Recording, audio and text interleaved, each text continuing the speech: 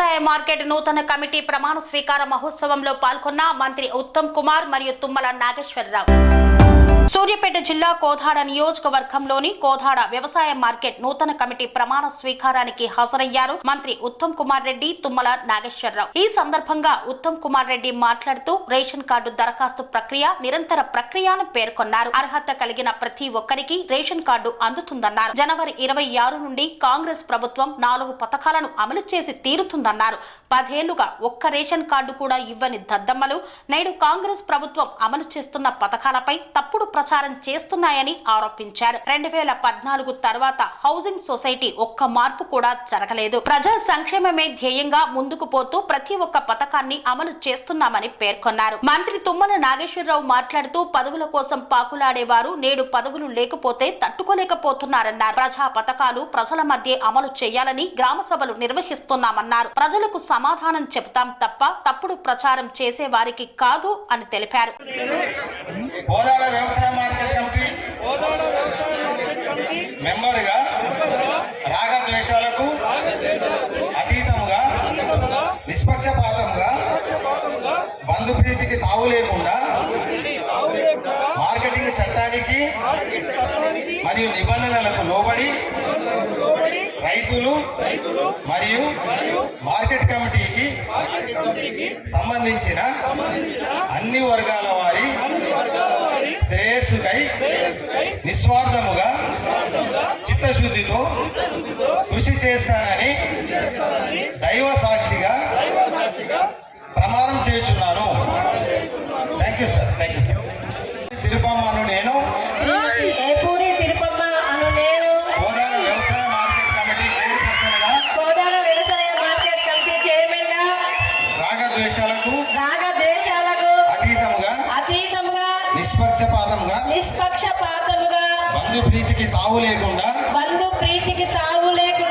Marketing చట్టానికి మరియు నిబంధనలకు లోబడి రైతులు మరియు మార్కెట్ కమిటీకి సంబంధించిన అన్ని వర్గాల వారి శ్రేయస్సుకై నిస్వార్థముగా చిత్తశుద్ధితో కృషి చేస్తానని దైవ సాక్షిగా ప్రమాణం చేయుచున్నాను.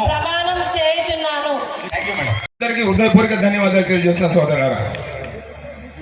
మరి ఈ రోజున కోదాడ నియోజకవర్గం కానీ హుజూర్నగర్ నియోజకవర్గం కానీ ఒకప్పుడు మనం ఇంటుండే వాళ్ళ జానారెడ్డి గారు, తుమ్మల నాగేశ్వరరావు గారు, లేకపోతే కేసీఆర్ లేకపోతే హరీష్ రావు చేస్తూ ఉంటే వామ్మో ఇంత వర్కులు మనం ఎప్పుడు చేయాలి, మరి ఇంత బ్రహ్మాండంగా వాళ్ళు అభివృద్ధి చేస్తూ ఉంటే మనకి ఎప్పుడు వస్తుంది అవకాశం అనుకున్నాం. నిజంగా మరి ఈ సంవత్సరం మనకు కలిసి వచ్చిన సంవత్సరం. మరియు కౌన్సిలర్లకి మరియు మాజీ మాట్లాడు చాలా శ్రద్ధగా కూర్చొని నా కుటుంబ సభ్యులు, నా కాంగ్రెస్ పార్టీ కుటుంబ సభ్యులందరికీ పేరు పేరు నమస్కారాలు తెలియజేస్తున్నాను. సార్ మేడం సహకారంతో ఈరోజు నాకు ఇంతటి అవకాశం ఇచ్చినందుకు వారికి హృదయపూర్వక వందనాలు తెలియజేస్తున్నాను. నేను జెడ్పీటీసీకి అతి తక్కువ మెజార్టీతో ఓడిపోయినప్పటికీ కాంగ్రెస్ పార్టీ నమ్ముకొని మరి సార్ మేడం గారి ఆధ్వర్యంలో పనిచేస్తూ అదేవిధంగా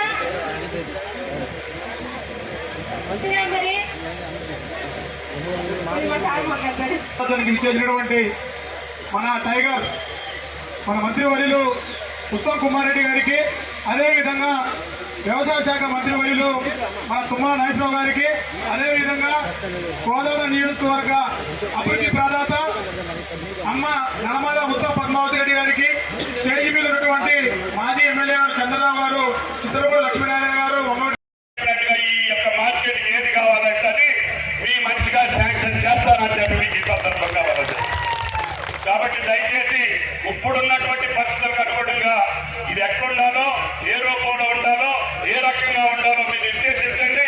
పెద్ద ఆయన మాటకి పద్మావతి గారి యొక్క ఆశలు ఏదైతే ఇస్తారో శాసనసభ్యురాలుగా ఆమె గారిని అభిమానించే వ్యక్తిగా ఆమె గారి ఇచ్చినటువంటి ప్లాన్ ని తప్పకుండా ఎంత ఖర్చు అయినా కోదాడ మార్కెట్ కమిటీని అభివృద్ధి చేసే బాధ్యత ఈ ప్రభుత్వాన్ని అని చెప్పి మీకు విజ్ఞప్తి చేస్తూ ఈ అవకాశం ఇచ్చినటువంటి నియోజకవర్గ ప్రజలకి ముఖ్యంగా పుణ్య దంపతులకి ధన్యవాదాలు తెలియజేస్తూ సెలవు. Thank you. జై కాంగ్రెస్. ఈ యొక్క 4 రోజులు ఈ ప్రజాపాలనలో మళ్ళీ మీ ముందుకు ఎందుకు వచ్చామంటే సంవత్సర కాలంలో మాకు వచ్చినటువంటి అన్ని దరఖాస్తుల్ని ఈ కొత్త పథకాలు కూడా ఇందిరమ్మ భరోసా గురించి కూడా మంత్రి గారు చెప్పారు. వ్యవసాయ కూలీలకు సంబంధించి భూమి లేని నిరుపేదలకు కూడా ఈ పార్టీ మాట ఇచ్చింది. కుటుంబానికి 12,000 ఇస్తామని ఆ పేర్లు కూడా మేము వచ్చాము. ఇందిరమ్మ ఇల్లు 10 సంవత్సరాలు ఇంటి కోసం అఘోరించేటటువంటి పేద ప్రజల యొక్క వివరాల కోసం మేము ముందుకు వచ్చాం. నిరుపేదలైనటువంటి భూమి ఉండి గుడిసెలైనటువంటి నిరుపేదలకి ముందు ఇవ్వాలనుకున్నాం. తపాల వారీగా అర్హులందరికీ ఇవ్వాలనుకున్నాం. అదేవిధంగా రైతు భరోసాకు సంబంధించి కూడా మీ అందరి అభిప్రాయాలు తీసుకున్నాం. ఏం చేద్దామని చెప్పాం. 5 ఎకరాలు ఇస్తే చాలండి, తజ్జిమా వాళ్ళంతా పెద్దోడు కదా అని అన్నారు. కొంతమంది 10 ఎకరాలు అయితే మంచిగా ఉంటుంది, అందరికీ ఉపయోగం జరుగుతుందని చెప్పారు. అందరికి ఎంతున్నా సరే 10 ఎకరాలు ఇవ్వమని కూడా కొంతమంది చెప్పారు. అన్ని జిల్లాల్లో రైతాంగాన్ని అడిగాం. కానీ ముఖ్యమంత్రి గారు కేబినెట్ ఆలోచించింది. 10 ఎకరాల కంటే మించిన వాళ్ళు ఒకే 1% ఉన్నారు. అయినా వాళ్ళు కష్టపడి పంట వేస్తారు కాబట్టి పంటకి యోగ్యమైనటువంటి ప్రతి ఎకరానికి ఇద్దాము. అదే ఇందిరమ్మ రాజ్యం, అదే రైతు రాజ్యం అని చెప్పి మేము నిర్ణయం చేశాం. కాబట్టి దయచేసి ఇప్పుడు 12,000 ఇస్తున్నాం. ఆ భగవంతుడు దయచేసి ఈ 3-4 సంవత్సరాలు మాకు సహకరించి ఈ వరుణ దేవుడితోటి పాటు మీరు మంచి పంటలు పండించుకొని ఈ రాష్ట్రం ఇంకా ధనవంతమైనటువంటి రాష్ట్రం అయితే తప్పకుండా ఎన్నికల సమయానికి 15,000 ఇచ్చే శక్తి ఆ భగవంతుడు మాకు ఇస్తారని చెప్పి కూడా మీకు ఈ సందర్భంగా మనం చేస్తున్నాం. చైర్పర్సన్ గా అదేవిధంగా ఉపాధ్యక్షులుగా ఉన్నటువంటి తిరుపతమ్మ గారికి, బషీర్ గారికి, వారి డైరెక్టర్లకి, వారి బృందానికి రాష్ట్ర ప్రభుత్వ పక్షాన మార్కెటింగ్ శాఖ తరఫున ధన్యవాదాలు అని చెప్పి మీకు ఈ సందర్భంగా మనం చేస్తున్నాం. మంత్రి గారు క్లియర్ గా చెప్పారు. ఇది 55 సంవత్సరాల క్రితం 67లో స్థాపించబడ్డటువంటి మార్కెట్ కమిటీ. అప్పుడు గోదావర యొక్క నైసర్గిక స్వరూపం, ఆ పరిస్థితి నాకు కొద్దిగా గుర్తు. కేవలం బస్ స్టాండ్ దగ్గర బస్సులు ఆగే కాడే ఉండేది. అటువంటి గోదావరి 60-70 సంవత్సరాల్లో జరిగినటువంటి అభివృద్ధి పుణ్య కృష్ణమ్మ దయ వల్ల అందరం కూడా పంటలు పండించుకునే స్థితికి మంచి నియోజకవర్గంగా, పూర్తి స్థాయిలో పంటలు పండించేటటువంటి రైతాంగం ఉన్నటువంటి నియోజకవర్గంగా ఈ హుజూర్ నగర్ నియోజకవర్గం, గోదావరి నియోజకవర్గం బాసిల్లింది. మంచి అభివృద్ధిని అనేక ప్రభుత్వాల కాలంలో కొంత జరిగింది. ఇప్పుడు పూర్తి స్థాయిలో అభివృద్ధి చేసుకునే అవకాశం ఈ 2 నియోజకవర్గాలకి దక్కింది. ఒకప్పుడు ప్రతిపక్షంలో ఉండొచ్చు, కొద్ది రోజులు మంత్రిగా ఉండొచ్చు, మళ్ళీ ఎంపీగా కొన్ని రోజులు ఉండొచ్చు. కానీ ఇప్పుడు పూర్తి స్థాయి రాష్ట్ర ప్రభుత్వ అధికారాన్ని మీకు అప్పచెప్పే స్థాయిలో ఉత్తమ్ కుమార్ రెడ్డి గారు ఉన్నారని చెప్పి మీకు ఈ సందర్భంగా మనం చెప్తున్నాం. అందుకనే ఆయన ఏ శాఖ మంత్రికి ఆదేశించినా ఆ పని అయి తీరుతుందని చెప్పి కూడా మీకు ఈ సందర్భంగా మనం చెప్తున్నాం. ఎందుకంటే ఆయన సైన్యం నుంచి వచ్చి ఇక్కడ కాంగ్రెస్ పార్టీ జెండా పట్టుకొని అధికారంలో ఉన్నా లేకపోయినా సుమారు 7-8 సంవత్సరాలు పిసిసి అధ్యక్షుడిగా ఈ పార్టీని బతికించినటువంటి వ్యక్తిగా ఆ వ్యక్తికి గుర్తింపు ఉన్నది ఈ రాష్ట్రంలో అని చెప్పి కూడా మీకు ఈ సందర్భంగా మనం చెప్తున్నాం. ఎవరైనా చేయాల్సిందే ఆ కేబినెట్ ఉత్తమ్ కుమార్ రెడ్డి గారికి ఎప్పుడు కూడా రుణపడి ఉంటుందని చెప్పి కూడా మీకు విజ్ఞప్తి చేస్తున్నాం. ఆరాటపడేటటువంటి పార్టీ గ్రామ సభలను కూడా విమర్శిస్తున్నాడంటే తెలంగాణ ప్రజల్ని అవమానపరిచినట్టు. అడుగుతారు, ప్రజాస్వామ్యంలో ఇందిరమ్మ రాజ్యంలో స్వతంత్రంగా వచ్చి అయ్యా నా పేరు లేదు అని చెప్పి అడిగే హక్కు ఈ రాష్ట్ర ప్రజలకు ఉంది. కాబట్టి మేము గ్రామ సభలు అడిగించుకొని ఇచ్చేటటువంటి శక్తి ఈ ప్రభుత్వానికి ఉంది అని చెప్పి మీకు ఈ సందర్భంగా మనం చెప్తున్నాం. ఏ ప్రభుత్వం కూడా ప్రజల ముందుకు వచ్చి మేము ఈ పేరు అప్లికేషన్ పెట్టుకున్నారు, వీళ్ళకి ఇవ్వదలుచుకున్నాం, ఇందుట్లో వాస్తవం ఎంత ఉంది లేదు అని మీ సమక్షంలో అడుగుతున్నాం తప్ప ఎక్కడో ఏసీ గదుల్లో కూర్చొని మేము చెప్పిన పేర్లకో లేకపోతే మా తాబేదారులకో మేము ఈ పథకాలు ఇవ్వడానికి ఈ ప్రభుత్వం సిద్ధంగా లేదు.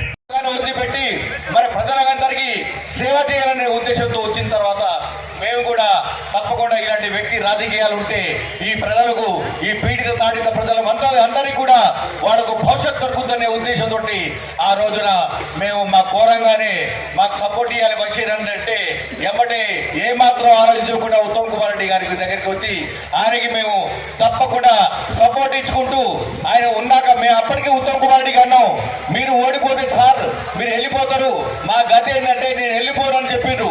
ఓడిపోయినా కూడా ఎంతో కఠోరమైన జీవితం గడుపుకుంటూ మరి ఇక్కడ ఉండే ఆయనే మళ్ళీ ప్రజలకి దూరం కాకుండా, ప్రజలు ఇడిచిపెట్టకుండా మళ్ళీ ఆయన నిలబడి ఆయన ఎమ్మెల్యే అయి మరి ఒక స్థాయికి వచ్చి మనకు ఒక ఉన్నత స్థాయికి వచ్చి, ఏది ఎవరు కూడా ఊహించని ఒక స్థాయికి వచ్చి రాష్ట్రంలో నాయకుడై ముఖ్యమంత్రి స్థాయికి ఎదిగి మనం తలకాయ ఎత్తుకునేటట్టు ఉత్తమ్ కుమార్ రెడ్డి చేసిందని ఇవాళ నేను చెప్తున్నా. మళ్ళీ ఇంకోటి ఇవాళ విచిత్రమైన విషయం ఏంటంటే, దాదాపు మరి ఉత్తమ్ కుమార్ రెడ్డితో ప్రత్యర్థులుగా నిలబడ్డోళ్ళు, ఎమ్మెల్యే అయినోళ్ళు, పోటీ పడ్డోళ్ళు వీళ్ళందరూ కూడా మరి ఇవాళ ఉత్తమ్ కుమార్ రెడ్డి గారిని కోరుకొని సహకరిస్తుంటే మరి ఎంత గొప్ప విషయం మీరందరూ ఒకసారి ఆలోచించాలని ఇంతకన్నా నిదర్శనం లేదు. అంటే ఉత్తమ్ కుమార్ రెడ్డి గారు ఒక ప్రజా జీవితాల్లో ఒక పెద్ద మార్పు తీసుకురాకపోయినా కూడా అగాధానికి పాతాళానికి పోకుండా సమాజాన్ని కాపాడుతారనే ఉద్దేశం మాకుంది. ఆ నమ్మకంతో మరి ఈ అవకాశం నాకు ఇచ్చినందుకు నేను ఈ సందర్భం కాకుండా కొన్ని మాటలు మా ర్యాలీలో దోమలు కుడుతున్నా కూడా కూర్చొని ఇంత సుదీర్ఘమైన ఉపన్యాసం వింటున్నట్టే మీ అందరికీ ముందుగాలి చేతులెత్తి నమస్కరిస్తున్నా.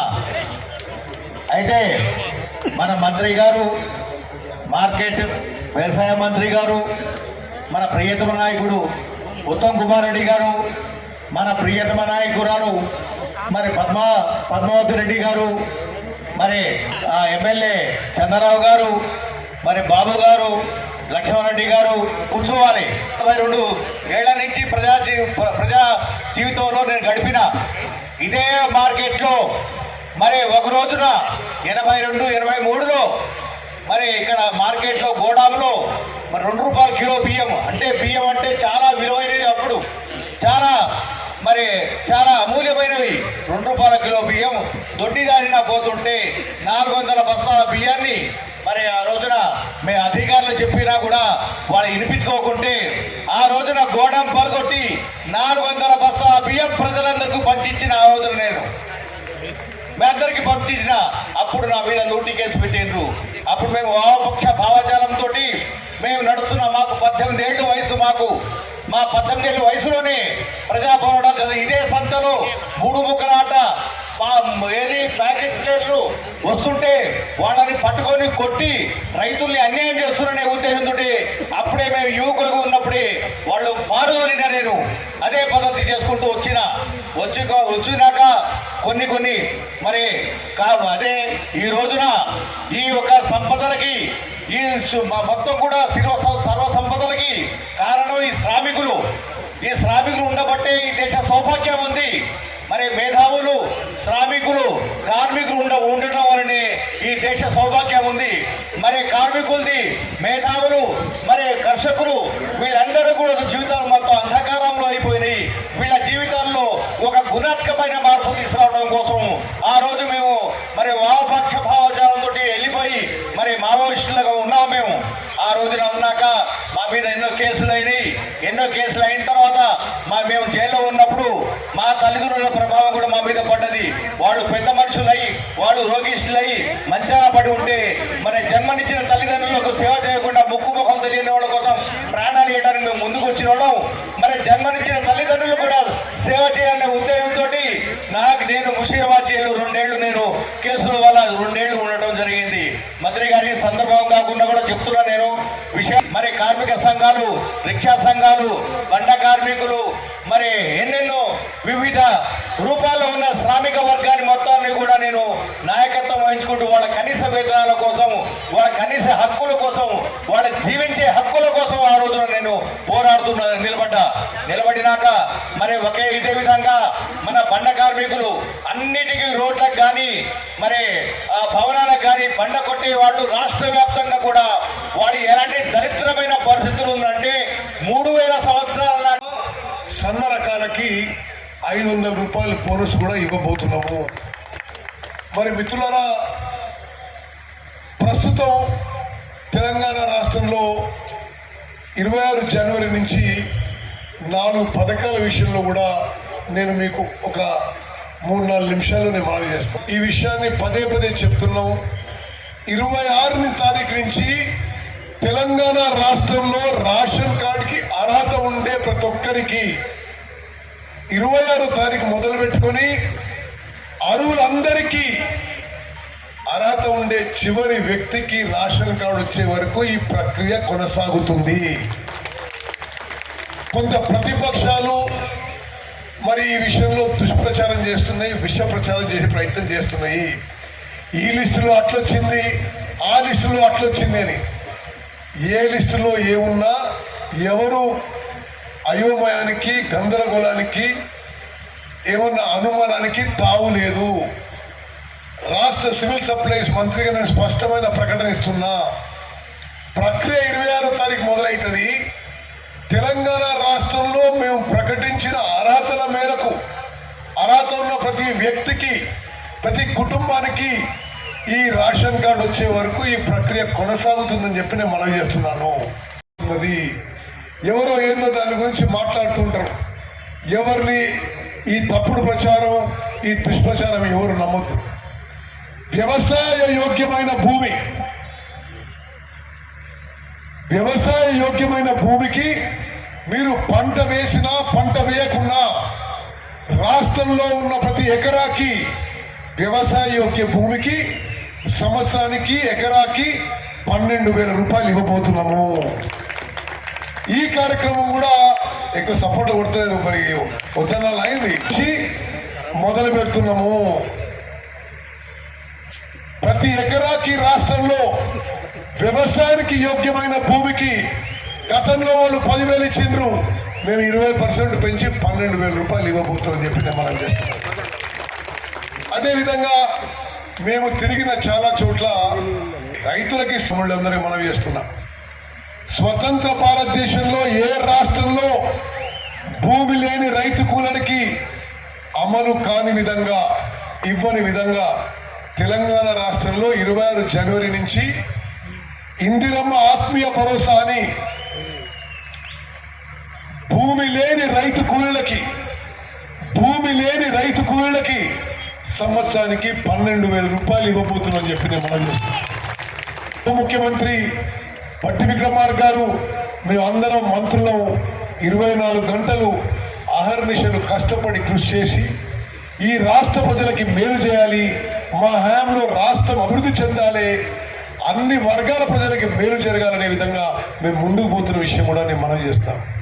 ఈ విషయం మాట్లాడాలంటే మరి ఇక్కడ వేదిక మీద ఉన్న వాళ్ళు, ఇక్కడ వచ్చిన అక్కలు చెల్లెలు అన్నలు తమ్ముళ్ళు మీరందరూ 94 నుంచి మీలో చాలామంది చాలా చిన్నపిల్లలు.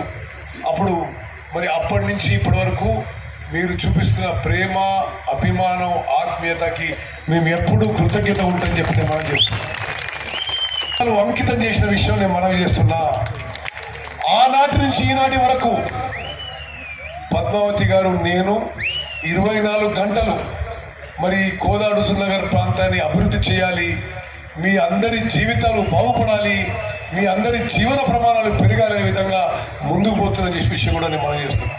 మంజూరు చేయించినాం, నిర్మాణంలో ఉంది. మేము వచ్చిన తర్వాత 250 కోట్లతో ఇంటిగ్రేటెడ్ రెసిడెన్షియల్ స్కూల్ కట్టించినాం, అంటే మంజూరు చేయించినాం. అదేవిధంగా అన్ని మండలాల్లో కొత్త రహదారులు మంజూరు చేయించి నిర్మాణంలో ఉన్నాయి. త్రాగునీరుకి సాగునీరుకి ఏ విధంగా ముందుకు చేయాలో ముందుకు పోతున్నాం. నేను ఈ సభాముఖంగా మాటిస్తున్నా, ఏ కాలువ కానీ ఏ లిఫ్ట్ ఇరిగేషన్ స్కీమ్ కానీ మరి మీకు ఎటువంటి పనులు అవసరం ఉన్నా నేను మంజూరు చేస్తా అని చెప్పి సభాముఖంగా నేను మాటిస్తున్నాను. 6 కిలోలు ఉచితంగా మంచి క్వాలిటీ సన్న బియ్యం ఇవ్వబోతుందని చెప్పి నేను సభాముఖంగా ప్రకటిస్తున్నాను. నిజంగా ఇది ఒక విప్లవాత్మక ఒక చారిత్రాత్మక మార్పు అని చెప్పి మనం చేస్తున్నాం. ఎందుకంటే రాష్ట్రంలో జనాభాలో 70 నుంచి 72% జనాభాకి ఆహార భద్రత కల్పించే విధంగా మనం ప్రజా పంపిణీ వ్యవస్థలో డిస్ట్రిబ్యూట్ చేస్తున్న బియ్యం జనానికి మరి మంచిగా సంతోషంగా సంతృప్తిగా తినే విధంగా ఈ మొత్తం కార్యక్రమం చేపడుతున్నాం అని చెప్పి నేను మనం చేస్తున్నాం. కేంద్రంలో మండల కేంద్రాల్లో పెట్టుకున్నా దానికి దీనికి తేడా లేదు. అన్ని పేర్లు మేము పరిశీలించి స్క్రూటినైజ్ చేసి అర్హత ఉండే వాళ్ళకి ఇవ్వబోతున్నాము. నేను మళ్ళీ చెప్తాను, ఎందుకంటే స్వామి బోధానంద గోసేవ ఆశ్రమం సైథాపూర్. జ్యోతిష్యం, వాస్తుశాస్త్రం మన పూర్వీకులు మనకిచ్చిన వరం. దుర్గాదేవి, కాలభైరవ ఉపాసనతో వాక్సిద్ధి పొందిన శ్రీ శ్రీ బోధానందగిరి స్వామివారు మీకు ఎలాంటి సమస్యలున్నా, వాటిలో ముఖ్యంగా ధన నష్టం, ఆరోగ్య నష్టం, భార్యాభర్తల మధ్య గొడవలు, ప్రేమించుకున్న వారు దూరం అవడం, ఎన్ని సంబంధాలు వచ్చినా పెళ్లి ముడి పడకపోవడం, రోడ్డు ప్రమాదాలు, అప్పుల బాధలు, వ్యవసాయంలో నష్టాలు, పెద్దల మాట పిల్లలు వినకపోవడం, ఆరోగ్య శాంతి, గృహశాంతి, మనశ్శాంతి లేకపోవడం, ఇలాంటి సమస్యలు ఉన్నట్లయితే ఒక్కసారి స్వామీజీని కలవండి. మీ సమస్యలకు తగిన పరిష్కారాన్ని పొందండి. అంతేకాక అన్ని రకాల వ్యాధులకు గోపంచగవ్య మరియు మూలికా వైద్యం చేయబడును. నమ్మకంతో రండి, ఆయురారోగ్యాలతో వర్ధిల్లండి. మా అడ్రస్ స్వామి బోధానంద గోసేవ ఆశ్రమం సైథాపూర్, వీరభద్రస్వామి గుడి దగ్గర, యాదగిరిగుట్ట. సంప్రదించవలసిన నెంబర్ 9849213754 మరియు 9618034138.